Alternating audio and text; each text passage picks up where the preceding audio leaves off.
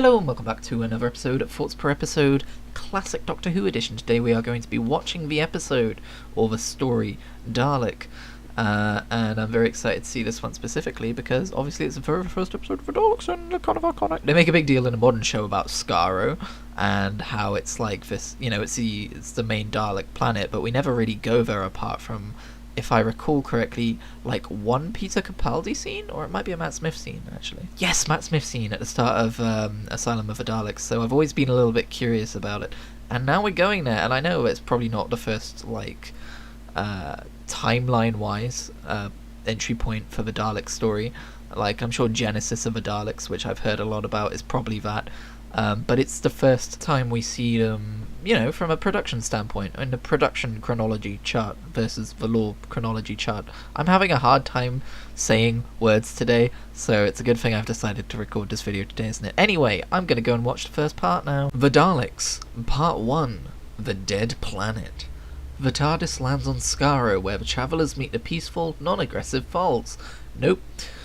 We haven't met anyone yet. That's an incorrect description. I really like this episode. It's really interesting. Like, literally all they've done is land on a planet, but like they've landed in the middle of a petrified forest where everything's died, and like there's this metallic looking snail creature that's kind of frozen in place, and it's all a big mystery.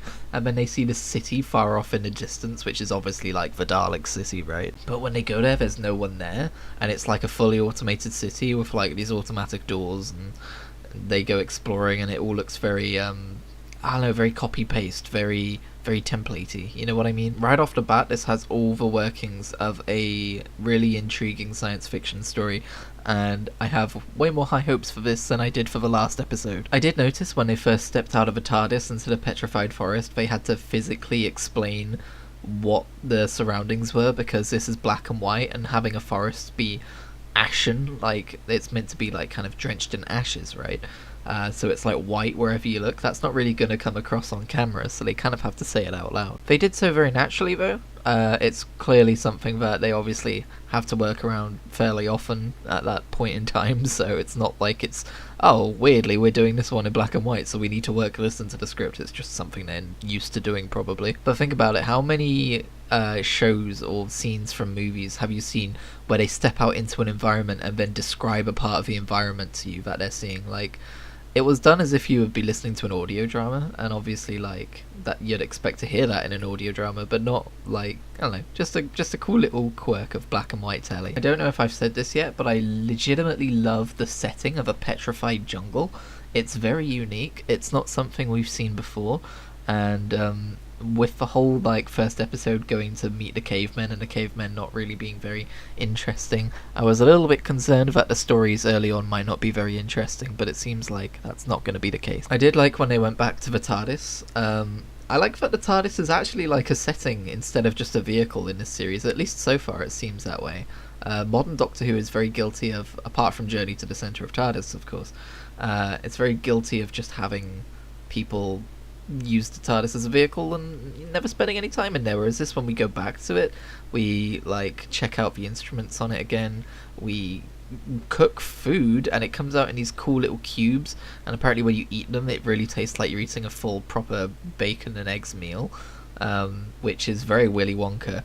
And it made me realise while I was watching this episode that the first Doctor is a little bit Willy Wonka in himself, isn't he? Interestingly, Charlie and the Chocolate Factory wouldn't be published until the next year, so the fact that I'm drawing parallels between William Hartnell's Doctor and Willy Wonka is kind of interesting, right? Like, maybe they're both drawing from the same source inspiration, whatever that might be. Of course, he was writing sometime before he wrote Charlie and the Chocolate Factory, so maybe they were just inspired by Roald Dahl's works in general. I can see it having that kind of surreal element to it. I'm not hugely familiar with Roald Dahl. I have just looked him up on Wikipedia and found some very interesting fun things about him, which, yeah, I don't think I'm going to spend too much time delving into Roald Dahl. But the point here is that I'm slightly tickled to find that I've drawn a comparison to another thing that it's a little bit like, and then found out they were pretty much made around the same time. I like how the Doctor sabotages his own ship so that he can go and explore.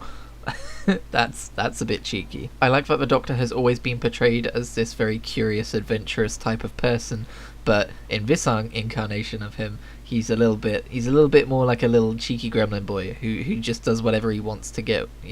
He acts feeble and stupid is the wrong word, but he acts confused in order to get his way, and then when that doesn't work, he sabotages his own ship so that he can get his way. He's very much driven by his desires and is not empathetic. Empathy again. We talked about that last episode. He doesn't really have any empathy yet. I mean, when he has that argument with Susan about whether Susan saw someone in the forest or not, he doesn't consider her viewpoint at all. He just gets Ian to go and comfort her because he's like, I don't understand her. The age difference is too far. Can you go fucking talk to her? Jeez. Or was it Barbara? Did you say that to Ian or Barbara? I just watched this episode. I've already forgotten. The good news is that I finally memorized the teachers' names, so no more stumbling over that. I noticed that while Barbara was exploring the corridors, a little eye stalk kind of CCTV camera was watching her, and I think they brought that back in Asylum of the Daleks, didn't they? That's kind of cool. I also loved the cliffhanger ending where we see from the Daleks' point of view as its literal plunger closes in on Barbara, who's backed up against a wall and screaming in great distress. This time, I'll allow to scream. That was a pretty distressing situation. I think anyone would have screamed it. I certainly would have screamed. Come at me with that plunger? I don't know where it's been. It's probably got germs all over it. Don't touch me with that plunger. Ah! Dalek Part 2. Let me bring it up because I don't have my shit together. The survivors. Looking for Barbara, the travellers discover that they are exposed to radiation poisoning. Damn it, Susan, you had one job. So here's another episode where the gang are all frickin' locked up in the brig.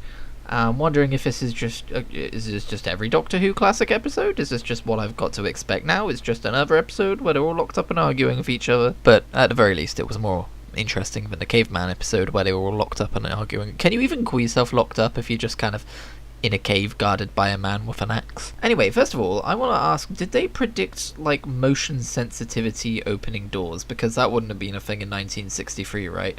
I'm guessing he waves his hand and someone just moves the prop open. I mean, Star Trek took it one place further in a few years from now and did automatic doors, I guess. But that wasn't a thing in the 60s, and it wasn't actually really used for doors. It's mostly used to flush toilets. That's reality for you. I found it interesting that the Doctor found out that the Daleks, before he'd ever seen them obviously, he had found out that they were intelligent based on the technology they'd made. He was like, they're intelligent! And Ian's like, yeah, but how do they use their intelligence? What form does it take? And the Doctor's like, as if that matters. Doctor, that's gonna matter quite a lot throughout the course of your life, buddy. It's been so fun watching the Doctor's first encounter with the Daleks, because you just know what's to come, and he doesn't. I'm the lord of the time-related consequence in this scenario, haha! I do love how it's meant to be super futuristic tech, but they're all still using analog dials. Screens, they're for televisions and nothing else. Yet. I thought it was pretty horrible how the Doctor immediately fucking voted to just abandon Barbara to her fate when he realised he had radiation poisoning, but, we're still in early William Hartnell days. I guess that's how it's gonna be for a while. 10. I suppose in the end, they break my heart. 1. Oh, you can stay with Barbara if you want, but me and Susan are going back to the ship. Very different Doctors. I find it, from a future perspective looking back, I find it lucky that the Doctor ran into Daleks who didn't know who he was, because they would have probably just fucking shot him, right? Part of me was wondering if they were going to have the foresight to be like, we're making these monsters called the Daleks, they're going to be a big deal, this show is about time travel, why don't we have it so they already know who the Doctor is, and that can be a mystery to solve later? But alas, Stephen Moffat wasn't showrunner yet. Actually, I don't think he was even born yet, was he? I'm just saying, we'll get to Moffat Zero when we get to it, but I feel like that's the kind of thing he does, right? Thinks to future seasons and sets off payoffs ahead of time. At a minute, this is just a funny little time-travelling soap opera. I thought it was brutal how the Daleks just fucking immediately shot Ian when he went to run. Obviously that's a really good introduction to the Daleks. It shows how brutal they are. Obviously they shot to stun, not kill, but, he's paralysed from the waist down, and it kind of traumatizes him a little bit. He's like, oh my god, I can't feel my legs. It's kind of scary. Again, modern day Doctor Who forgets that it's supposed to be kind of scary, apart from the episodes where it decides to try and be kind of scary and inevitably fails at being kind of scary. Whereas classic Doctor Who has this kind of undercurrent of existential dread, the kind of dread that all good sci-fi has. Well, I say all good sci-fi, Star Wars doesn't have it. So yeah, all good sci-fi. I like how they immediately bring up the question of what's inside the Daleks. Are they robots? Are they aliens? Are there people inside them? There are, but not in the Doctor Who universe. Speaking of which, I actually thought it was impressive how kind of true to the modern times the Daleks appeared to be, you know? Like, I guess you could retrospectively just say they haven't evolved much over the years, but that's kind of a charm of Doctor Who, right? Like, yeah, they fly now, all that stuff, but they're still the plunger-ass Daleks that we've had since 1963. I apologise for placing the word plunger so close to ass. I noticed that straight from the first ever episode where we meet the Daleks, we have a noise. You know, the Dalek noise, the Dalek engine noise. It's not really an engine noise, the kind of Dalek atmosphere noise, and I love that that's been a through line for 60 years. Well, alright, 59, but I don't know how long it's going to take me to get around to publishing this video, do I? When he mentioned the Tardis and the Daleks were like, Tardis? I was like, oh my god, wait, do they know what a Tardis is? But then they were just like, he's becoming delirious, we can't understand what he's saying anymore. Obviously, in slightly more monotone than that. And I was like, again, no Moffat yet. I did notice William Hartnell stumble over the line anti-radiation drugs. He says anti-radiation drugs, like he corrects himself. I'm not putting this out there as like William Hartnell's health was already failing. I don't think that's what it is. It's the fact that they have limited film to use, and it's expensive. And older programs like this did have, like, people... Susan does it later. She slightly stumbles over a word, and you just have to keep going. And sometimes you just have to keep that version of it, right? It's interesting. Like, obviously William Hartnell would later leave the show because he was having trouble with lines and stuff like that, but I don't think this is that. The Daleks, Part 3, The Escape. Susan delivers a message of peace to the Daleks from their old enemies, the Thals. You know, if the Thals mutated into these tall, fair-haired people, I wonder what they started off as. Their culture feels very Amazonian as well. Like a weird mix of like Aryan and Amazonian. There's a weird aside within their, I guess, tribe of like, oh, you know, what about that girl? You know, she's been travelling with us for years. She's not a girl anymore. Ho ho ho, do you think I haven't noticed? Ho ho ho ho, manly joking about women. It's a bit weird. Not sure what it added to the episode. Maybe it'll come up later. After meeting with the Thals, Susan... I like how, like, her whole trek out to the Tardis takes up, like, half an episode. Then the next episode, she's just immediately back there. Who needs pacing? There's something so bizarre about the image of a Dalek bringing food and water on a tray to its prisoners. Probably because most modern day Daleks don't take prisoners, right? I don't know if this is something that's meant to be like part of a law, that they get more brutal as time goes on, or if that's just like part of a writing.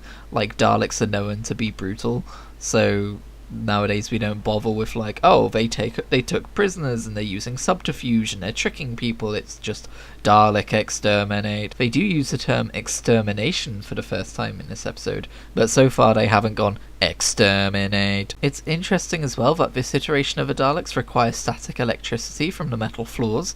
Obviously the version of the Daleks I'm used to, they've evolved past that, but then they also can fly. So I also really enjoyed the whole thing of them disabling the Dalek, like blinding it on its eye stalk and then like moving it onto the coat so that its electric current was interrupted, and then, you know, the whole plan which we're going to see in the next episode of Ian hiding inside the Dalek and pretending to be a Dalek. I was wondering before he opened that lid, is this a retcon that Daleks have little creatures inside them?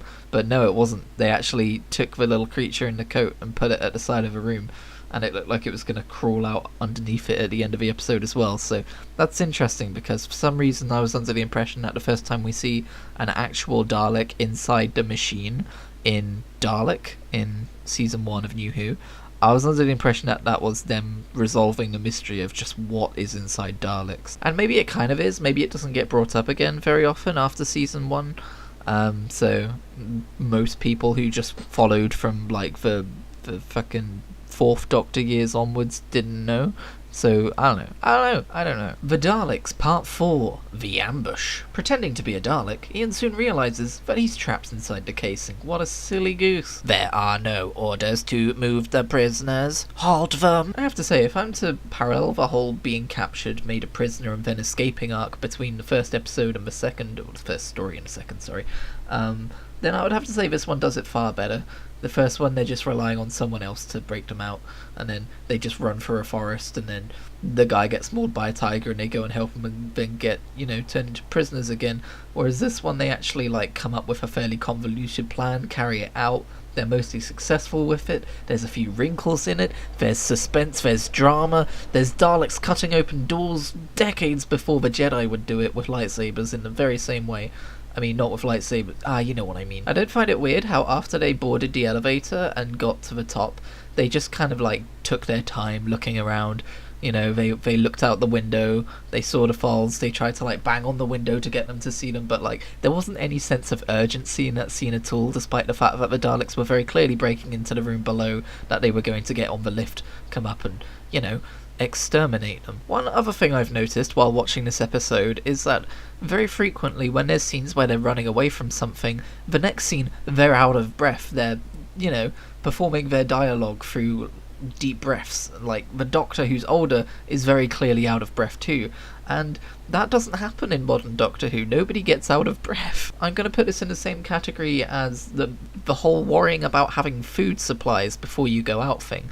It's the kind of thing that I feel like they've written so many Doctor Who stories, they feel like it would be bogged down if they worried about this every single episode, and so suspension of disbelief comes into it where they don't bother. But it adds a touch of realism, I like it. The whole oh my god, we've just spent ages running away from Daleks, of course we're going to be out of breath, we're not just going to be effortlessly delivering our next lines looking very attractive while doing so. Back in my day, people had to stop for breath after running away from Daleks. I find it interesting that this is the fourth part of a story, and it could end here because they've escaped. They could be okay, we've escaped, thank you for your help, Falls, and then they could leave and that could be the end of it. But there's 3 more parts to this story because the Falls want peace with the Daleks, and Ian knows they're walking into a trap, so he goes back to help them. It's not just the standard we've escaped, let's get out of here story. That being said, while Ian does go back to warn the Falls that the Daleks are just going to ambush them and kill them, for some reason there's a moment where he reaches them, and the leader guy, whose name I don't remember, Tremonos or something? I don't know. He just stops and observes for a while before calling out that it's a trap.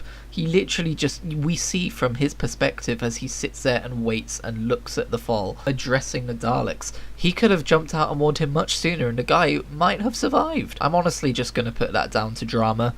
I don't know, maybe it makes more sense from a film perspective that we're looking at this through Ian's perspective, but it just kind of felt weird, logically speaking. I was a little disappointed that when they gave the order to open fire on the Falls, it was fire and not exterminate. The word exterminate has been used several times throughout the episode, but only as something that they're going to do and not something that they are actively doing. I like the little philosophical talk with the Falls later on when they escape, where they're talking about why the Daleks hate them, and if there's a way to establish peace even after this act. I think the Daleks are fairly obviously meant to be an allegory for the Nazis. I think it's interesting to remember that this story would have been written just 18 years after the end of World War II, so it's still within living memory, and many of the actors may have participated in World War II as soldiers and stuff like that. I think this is very telling in the way that they basically dress down pacifism. Ian very cynically huffs and says, "Pacifism, is it? Pacifism only works when everybody feels the same." And while it's quite a cynical take, it's not wrong. I consider myself a pacifist, but I also consider myself pragmatic enough to know that not everyone is going to magically be pacifistic towards each other, that some people are malicious, and that you need to defend yourself against them, right? That's the whole thing with World War II. If we just lay down and did nothing, then yeah, we would have been overrun by the Nazis. My issue with that argument is that it often gets used to justify wars that don't need to be had. Wow, we got into some deep serious topics here when we're talking about a funny time traveling space family show. But yeah, I don't think that's what this episode is trying to do. I think the message given about pacifism in this episode is probably due to the time that it was made in, how it was, shot 18 years after the end of World War II. It's reinforcing the whole, that famous poem about, oh, they came for my neighbour, but I didn't say anything because they weren't coming for me, and then eventually they came for me, and there was no one left to stand up for me. I found it super interesting that the original name of the Daleks was the Dals, because obviously then you have the Dals and the Falls, and how they've both changed and evolved or mutated over the last few hundred years since their war. I'm also very interested to see how Davros fits into all of this, because obviously Davros doesn't exist at this point in the story. He wasn't thought of yet, so I don't know if the Daleks lore gets retconned because he obviously created the Daleks, or how they fit him into that canon. Like, maybe he's the one who changed the Dals into the Daleks. Maybe it was a design and everyone's just assuming it was a mutation. I'm sure that will come up in a few seasons. And I like how it's about to wrap up all neatly, like, we don't need to worry anymore about this. This is kind of their fight. We're just gonna go. Oh wait, we can't go. We've got 3 more episodes here. The fuel link. They've got the fuel link. Dalek Part 5. The Expedition. It is time for the Thals to strike back against the Daleks with the help of the Doctor. Although he doesn't really do much in this episode, I've got to say. More and more I'm beginning to notice that Ian feels more like the driving force of the group. Like, at one point Ian's saying, no, we can't force them to fight for us, it's not right, and so the Doctor doesn't force them to fight for them. Like, he has to wait until Ian hatches a plan to convince them that they need to fight for themselves. It's weird. I guess you could argue that the Doctor being in charge has always kind of varied by iteration. Like, for instance, Clara very much drove a lot of what Peter Capaldi's Doctor did in certain episodes. Or I guess influenced is more the right term there. But yeah, this is a far cry from the RTD era of the Doctor being like this lonely god who's like in charge and knows everything and everyone looks up to him. I guess that's going to be interesting to see evolve throughout the course of a show. I found it very endearing that the first shot of the Dalek city is clearly a tabletop diorama. Like, you can just tell it's not like, obviously this is before CGI, but it's not some big special effect, it's not some massive set, obviously that wouldn't make sense. It's clearly, like, you can tell from the lighting and the angle and everything, it's just on a table. Although, I should note, I didn't catch that the first few times they showed off the Dalek city at that angle, so I guess they did a good job. I find it funny that the modern Doctor can literally make a TARDIS out of scraps, as seen in the Doctor's Wife episode, I think, if I'm recalling correctly. But this one, he loses one part, and oof, you gotta go get that part back. Like, check the spares, they're not going to work either. Literally, we're stuck here unless he's so much less competent. Obviously, what makes up a TARDIS and how easy it is to fly one and even make one or fix one is something that's going to fluctuate wildly over the course of the different writers and showrunners and everything over the years.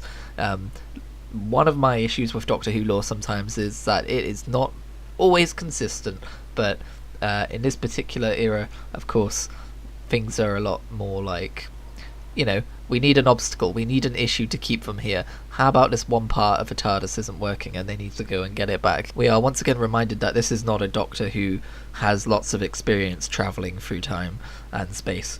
He's still new to his TARDIS. I also love that he said to Ian, "My dear child, this is no time for morals. They must fight for us." No time for morals. Still can't get over him throwing out morals the first moment possible every single time. By the way, I did watch some clips from the 12th Doctor's final adventure with the First Doctor, which I have seen before but not since it first aired, and they do make a point of all of these different changes to the Doctor's personality, and specifically why he was the way he was and how he changed and why he changed. I love the random cutaway to a Dalek dying before we are explained as to what it is. He's just spinning around and going, "Help me, cannot control, help me, cannot control, I am dying, I'm dying." So fucking bizarre out of nowhere. But as it turns out, the anti-radiation pills are bad for Daleks because Daleks are very pro-radiation. And as they were kind of talking about how much they needed radiation to survive and how they might just detonate another nuclear bomb so that they can continue to live, it did make me think, like, maybe I was wrong about the fact that this was supposed to be an allegory for the Nazis in World War II, because this story suddenly feels a whole lot more Cold War to me. Although I guess you could argue that in the Daleks' case it's a whole lot less cold, but still, given that this would have been written in the middle of a Cold War, I think it's probably a lot more likely to say it was probably influenced by events happening in the world at the time and fears about, you know, the opposing side and their access to nuclear weapons and their lack of morals and stuff like that. Well, you know, maybe it's a mix of both. It's probably both. Why not both? We may have to explode another neutron bomb. I thought it was bizarre after they decided to go through the swamp, which was described as having water which lit up in the night because of the chemicals in it. Thought it was bizarre that we got a shot of Ian literally washing his face with water from that swamp. That just made me shudder. Like, was science of radiation and radiation poisoning and all that stuff not as far spread in the 1960s? Were people just not as knowledgeable about that kind of thing? Because that's horrifying to watch. At the end of the episode, when they were like, "Where's Elion? Oh, he's gone to fill up the water bags. He won't be long." I was like, Elion's fucking dead. There's no way he's surviving that little piece of dialogue. He's a side character that we've barely heard from, and now he's the main subject of the episode. The fact that he's gone off to fill the water bags. Nobody's died yet to show us how dangerous this swamp is, and sure enough... The Daleks, Part 6, The Ordeal. The Doctor's attack group soon attracts the attention of the Daleks. This episode has some high-stakes spelunking, I gotta say. Like, if I was considering going out and exploring a cave on my weekend after I watched this episode, probably give it another 4. We've got Ganatus falling down the hole, we've got that one guy going a little bit stir-crazy and wanting to go back, even though it's kind of impossible to go back.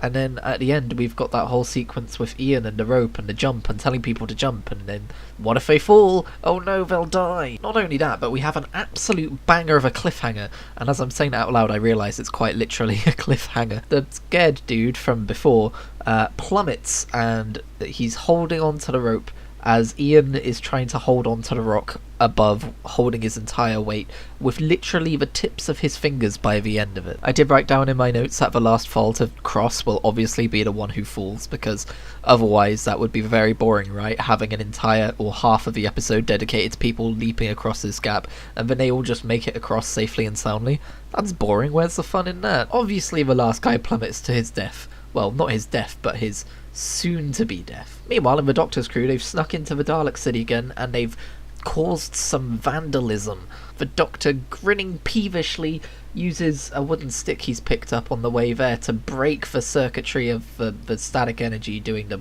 who's a what's it majigger. The Daleks then tell them what they've broken, but I don't actually remember what it was. It was some mumbo jumbo. "You have broken our mumbo jumbo." That's an actual quote from the episode. You can trust me on that one. I found it interesting that the Doctor short-circuited it all using the Tardis key, because that's not the last time he's going to end up using a Tardis key in his adventures, as you may remember from the Ninth Doctor's adventure.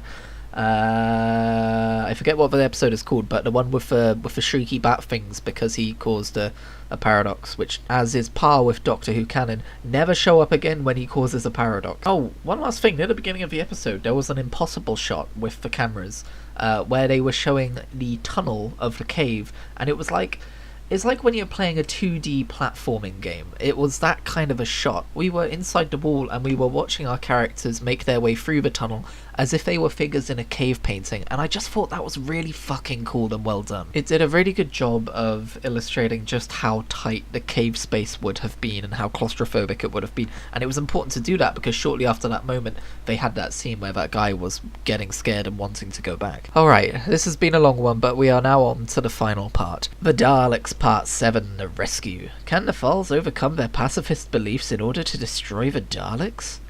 I don't know, can they? This episode was cracking, by the way. This episode was so good. So it opens on the cliffhanger, obviously, of, what's-his-face, Tardis hanging on at the end of a rope going, "I can't hold on!" And Ian's like, "Hold on to the cliff, you idiot!" And he's like, "I can't..." Well, he didn't say it quite like that. Tardis, by the way, being the name of a scared guy I was talking about earlier. I finally picked up on his name. But for all of his fears, and for all of his, I guess you could call it cowardice if you're being callous, he cut the rope to save Ian. And then he died. Oh, how sad. Shortly afterwards, the cave gang start to lose hope as they find that for all of that hard work and for all of their sacrifice, they come to what seems to be a dead end. And what's worse is their lamp is running out of electricity, so if they want to make the call to go back, they better do it quickly.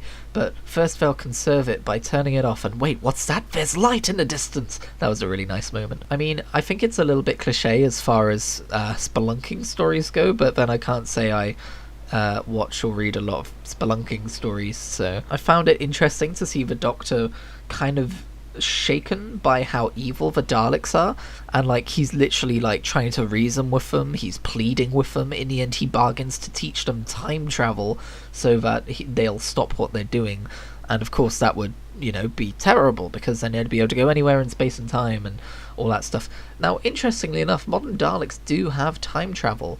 As you may remember, emergency temporal shift. It's a thing. But obviously, they can't even fly yet, so time travel is out of a question. I liked the arbitrary countdown, right? Like, everything is primed and ready to go. They are ready to start throwing nuclear shit into the atmosphere. And they're like, nothing can stop the Daleks. Begin arbitrary countdown. Because you gotta have a countdown, otherwise it wouldn't be dramatic. Like, literally, what is the reason for an actual countdown in this scenario? Just press the button and do the thing, right? Then you would have won. No, but for all of my ragging on the fact that there's a countdown, I will say the countdown scene is legitimately harrowing. Like, them counting down from 60, and you hear every number, by the way, as you watch them, like, darting between walls, trying to avoid being found out by the Daleks, trying to get to them in time to stop them from basically destroying the world and killing everyone. It might be the most effective scene I've seen in this series so far. That was a lot of S's. That was a very sibilant sentence. Having finished this entire story now, I can see why the Daleks had such a hold on people and why they became such like a permanent throwback, going forwards, because this episode was just so good. Like, it dragged on a bit, sure, 7 parts, but I think it only felt like it dragged on from my perspective because I'm watching something from 1963 and 2022. If I was watching this when it was modern at the time, I'd probably have been thrilled the entire way through. But those last 2 parts especially were great. Now, the action scenes, as always, are a little bit 1963. I do find it interesting that in modern day Doctor Who, they go so far out of their way to show how unstoppable the Daleks are. Like, our weapons don't do anything against them. There's scenes of us firing assault rifles at them and the bullets just bounce off. We can literally do nothing to halt their, invasion. But in this one, it's just a bunch of people with sticks jumping on them and twisting their parts around, and yeah, a bunch of them die because of it, but they're more effective at stopping the Daleks than most modern day humans are. I did like the "we've won" kick the Dalek. You gotta kick a Dalek when you can, right? That being said, it was a short-lived celebration because it's a Pyrrhic victory.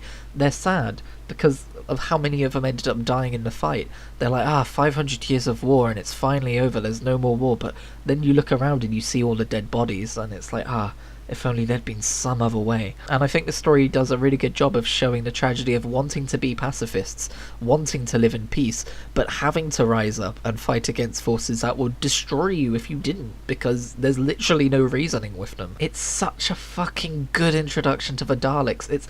I honestly thought, looking back on it, like, I was expecting the Daleks to look not as good as they do in modern times, but they do, they look on par. I was expecting them to sound different, to act different, to not be as intimidating, to not be portrayed as interestingly as they are. Well, I guess it kind of varies in modern Doctor Who, but you know what I mean. But no, right from the outset, they are formidable and terrifying. Not in like a I'm hiding behind the sofa way, but in like a, you can't reason with them. They're just a destructive force and they are very capable. Well, okay, the capable thing might be arguing against the wind a bit, but you know what I mean. It is interesting to see that all of the Daleks were not destroyed, but I guess disabled.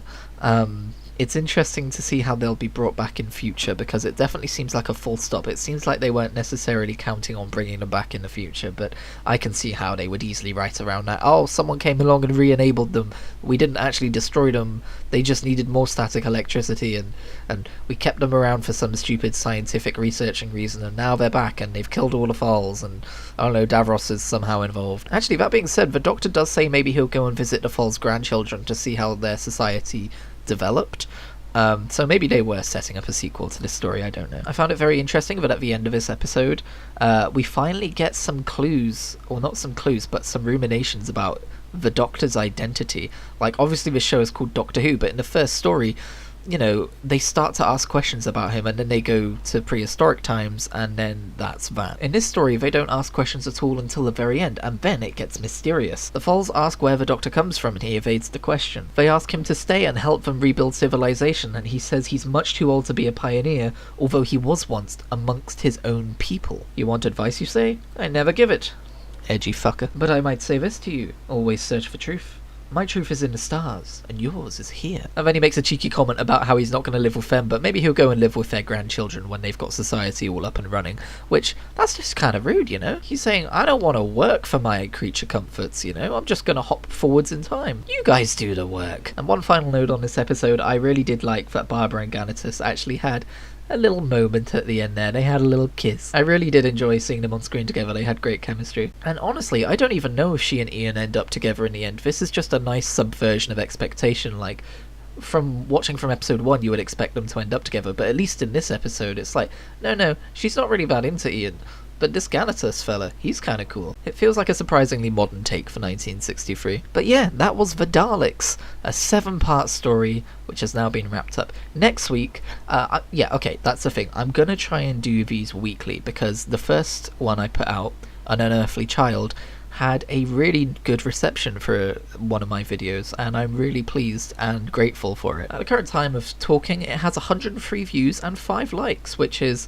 You know, I didn't advertise this video anywhere. Normally when my videos hit triple digits, it's because I've put them on Reddit or somewhere, right? So I'm delighted to see that people are interested to hear what some random guy has to say about classic Doctor Who in 2022. So yeah, I'm going to try and do these weekly as much as possible. I guess this is going up on a Thursday, so maybe look for them on Thursdays. The next one is simply a 2-part episode, so I'm thinking that'll give me a nice buffer. If I schedule the 2-part episode thoughts on to go up next week, then I'll probably get ahead, and that way the people who have subscribed to this channel purely for Doctor Who content will have something to look forward to every week in amongst all the other random gameplay stuff I throw out there. Now, this is just a hobby, so I can't make any promises that it absolutely will be weekly, but I promise you I will do my best. As for the missing episodes, I'm thinking I'm going to do an episode at the end of each season where I go back and look at the wiki and see which episodes weren't there, read through the synopsis and react to that all in one big bundle, so that we at least get an overall idea of the stories that we missed out on. But that's enough rambling from me. Thank you very much for listening to this. If you liked the video, maybe go ahead and give it a like. If you didn't, don't worry about it. If you would like to see more of these videos, maybe subscribe. Like I said, gonna try and do them weekly. Have a fantastic day, and enjoy some bloopers before we go. Bloop. Production chronological fucking god. Bloop. I also liked that cliffhanger ending with the, oh my god, I've already forgotten. Eye Stalk or Plunger? One of them. I think it was the Plunger. Was it a Plunger? Shit. Bloop. Classic Doctor Who kind of got that, like, existential dread running underneath it, you know? I was going for the undercurrent word there, but I didn't quite get there. Bloop. Talking and addressing the fucking hell. Bloop. I think the Daleks are obviously meant to be an allegory? Fuck. Is that how you say allegory? I can never remember if it's allegory or allegory. I think it's probably allegory now that I've said it out loud. Bloop. And it's interesting when you consider that this story was fucking written. Bloop. Pacifism. Oh, the fucking. Read the damn quote, Christian. Don't do it off the top of your head. Bloop. Still can't get him over. Whoops. That's not how you say that sentence. Bloop. Like, if I was considering. Let me try that again. Bloop. I did write down in my notes. Yep. Nope. That's not what I wrote. Bloop. Meanwhile, in the Doctor's crew, they're going this. And I think this story does a really good job of exposing the tragedy of wanting to be perfect. Fucking damn it. Bloop. And to be honest, I don't know if she and Ian end up together in the end. To be honest, I said to be honest twice. I'm redoing that.